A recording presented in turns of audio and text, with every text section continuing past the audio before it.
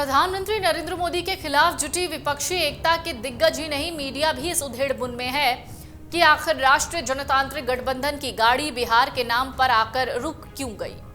लोकसभा चुनाव 2024 के लिए सीटों का बंटवारा क्यों अटक गया, तो इन सवालों का जवाब सामने आ रहा है। जल्द ही औपचारिक घोषणा संभव है। एनडीए लोकसभा चुनाव के साथ आगे के लिए भी इसी समय फेस टू फेस डील कर रहा है। मतलब अभी ऐसे सीट बांटेंगे जिन्हें ये नहीं मिलेगा, उन्हें कब क्या देंगे। इस डील में कहीं ना कहीं विधानसभा चुनाव तक की तैयारी है। मौजूदा हालात को देखिए और फिर डील समझिएगा। लोकसभा चुनाव में बिहार की 40 में से 39 सीटें अभी एनडीए के पास हैं। इनमें से 17 सीटें भारतीय जनता पार्टी, 16 जनता दल यूनाइटेड और 6 लोक जनशक्ति पार्टी लोजपा के पास है। मौजूदा घटक दलों में हिंदुस्तानी आवाम मोर्चा, सेक्युलर हम के पास कोई सांसद नहीं।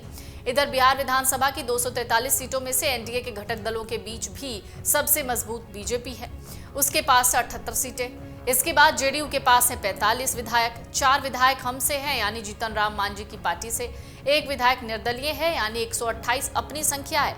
एनडीए के घटक दलों में लोक जनशक्ति पार्टी के पास एक भी विधायक नहीं। उसने विधानसभा चुनाव में जेडीयू के 2 दर्जन प्रत्याशियों को हराने में भूमिका निभाई, लेकिन एक ही विधायक जीता। उस विधायक ने जेडीयू में विलय कर लिया, यानी लोजपा खाली है। यही हाल उपेंद्र कुशवाहा की पार्टी का है। कुशवाहा के राष्ट्रीय लोक मोर्चा के पास सांसद भी नहीं और विधायक भी नहीं।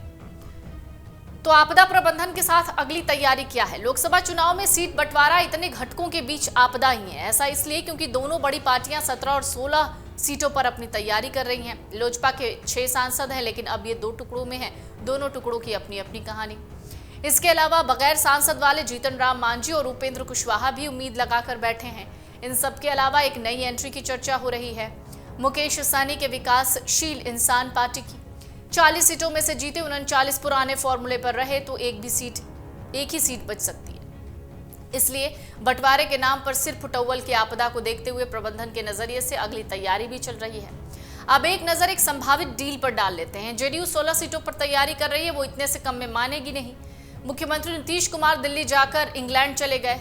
जेडीयू बीजेपी के बीच समन्वय स्थापित करने वाले राज्यसभा सांसद संजय झा भी दिल्ली में थे, फिर भी सीट बंटवारे की घोषणा नहीं हुई। बताया जा रहा है बीजेपी ने संसदीय 16 सीटों को जेडीयू को देने की स्थिति में विधानसभा सीटों का एक बड़ा हिस्सा उससे मांगा है, ताकि लोजपा, हमसे, रालोम और वीआईपी को सम्मानजनक अवसर मिले। इस डील के जरिए चिराग पासवान की लोक जनशक्ति पार्टी रामविलास को संतुष्ट करने का तो प्रयास हो ही रहा है और वीआईपी को भी अच्छा भविष्य दिखाया जा रहा है। हमसे या फिर हम के पास अभी 4 विधायक हैं और पूर्व मुख्यमंत्री जीतन राम मांझी के लिए किसी राजभवन की तैयारी का ऑफर भी चल रहा है। अगर आप ये वीडियो YouTube पर देख रहे हैं तो हमारे चैनल को सब्सक्राइब करें और बेल आइकन को दबाना ना भूलें। अगर आप Facebook पर ये वीडियो देख रहे हैं तो हमारे पेज को लाइक करें।